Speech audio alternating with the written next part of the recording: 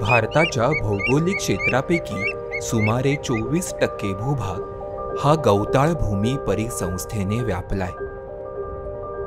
या भूप्रदेशात समृद्ध जैवविविधता आढळते.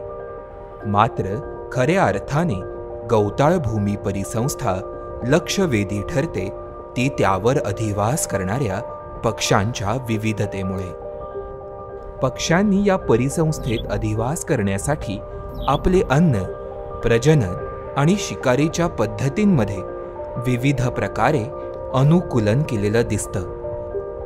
गवताळ प्रदेशांमध्ये ऋतूंनुसार वेगवेगळे पक्षी पाहायला मिळतात. पाळरानावरचे किंवा गवताळ प्रदेशाचे जे पक्षी असतात they can't afford to be very brightly coloured, कारण ते लगेच प्रेडेटरी पक्षी प्राण्यांना लगेच ते दिसतील आणि लगेच ते त्याच्यावरती अटॅक होऊ शकतो. आणि म्हणून बरेचसे हे गवताळ प्रदेशातले पक्षी आहेत एकदम असे ड्रॅब लुकिंग आणि एकदम असे रंग जो आहे तो अगदी गवताळ प्रदेशासारखाच, माळरानासारखाच आणि जमिनीला मिसळून दिसतील अशाच आविर्भावात असतात. म्हणजे त्याच्यामध्ये पिपिट्स असू दे, लार्क असू दे. चंडोल, धावी, टिटवी, लावा आणि पाखुर्डी हे सर्वसामान्यपणे गवताळ प्रदेशांमध्ये आढळणारे पक्षी. डोक्यावर असणारा इंग्रजी व्ही आकाराचा पांढरा पट्टा हे भारतीय धाविक पक्षाचं वैशिष्ट्य. चालता चालता धावण्याच्या सवयीमुळेच या पक्षाला त्याचं धाविक हे नाव मिळालंय. यामधील नर आणि मादी हे एकसारखेच दिसतात. ते जमिनीवरच अंड घालतात आणि जन्मास आलेल्या पिल्लांचं संगोपन करतात. टिटवीचा हा आवाज आपण कित्येकदा ऐकलेला असतो.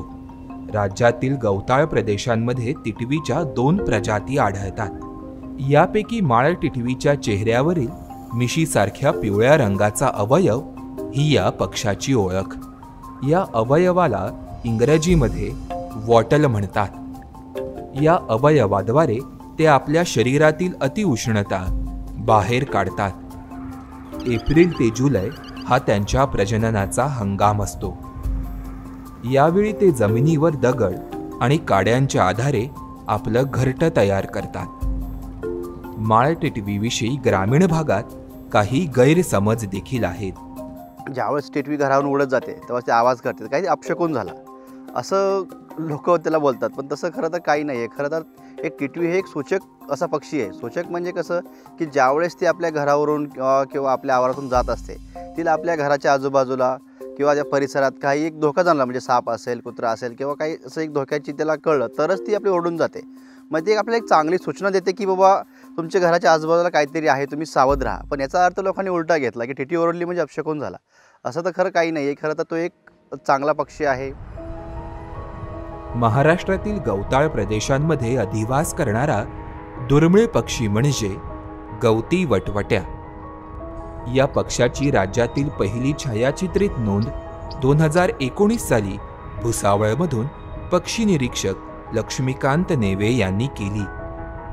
भारतातील या पक्षाच्या अधिवासाचा विस्तार हा प्रामुख्याने उत्तर आणि ईशान्येकडील राज्यांमध्ये आहे. अशा परिस्थितीत आता तापी नदीच्या खोऱ्यातील गवताळ प्रदेशांमध्ये हा पक्षी चांगल्या संख्येने आढळतो. हा पक्षी भुसावळमध्ये दिसल्यानंतर मला तो स्थलांतरित असावा असं सुरुवातीला जाणवलं आणि त्या हिशोबाने मी अभ्यास सुरू केला. तर पूर्ण 6-7 वर्षांच्या अभ्यासानंतर या पक्षाचे दर महिन्यातल्या, दर आठवड्यातले रेकॉर्ड मला मिळायला लागले आणि यावर माझं ठाम मत झालं की हा पक्षी स्थलांतरित नाही, तर हा या ठिकाणी कायमस्वरूपी अधिवास निर्माण करून राहणारा पक्षी आहे.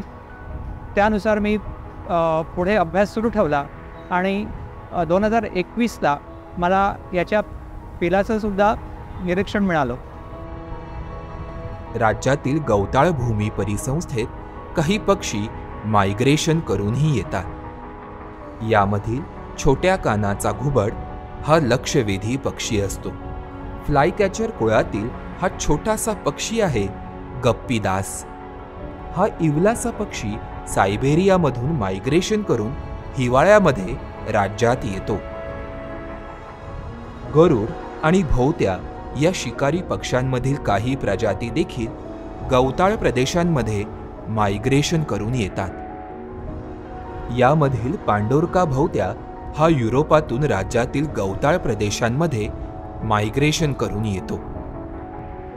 माळरानावरती किंवा गवताळ प्रदेशाचे पक्षी आहेत त्यांना आवाज एवढा काही ग्रेट नसतो, पण त्यांचा डिस्प्ले मात्र जबरदस्त असतो. आणि म्हणून मालडोक जो असा पाऊच असा इन्फ्लेट करून तो असा टेलकॉक करून असा फिरत असतो, किंवा तुम्ही तणमोर बघितला जो गवताळ प्रदेशातला आहे, तो असा हवेत उंच उडी मारतो 2 मीटरचा, ओके, आणि पंखाचा फक्त कटकट कटकट असा आवाज करतो.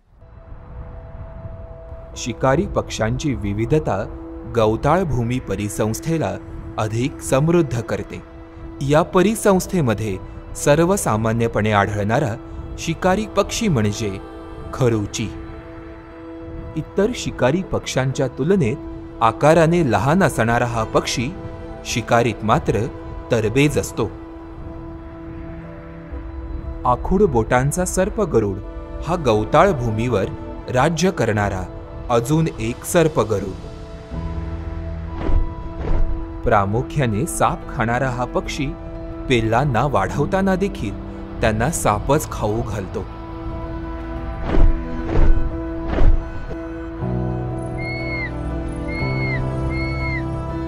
गवताळ प्रदेश नष्ट करून त्यावर केली जाणारी शेती, वणवा आणि शहरीकरण हे गवताळ भूमी परिसंस्थेला असणारे धोके आहेत.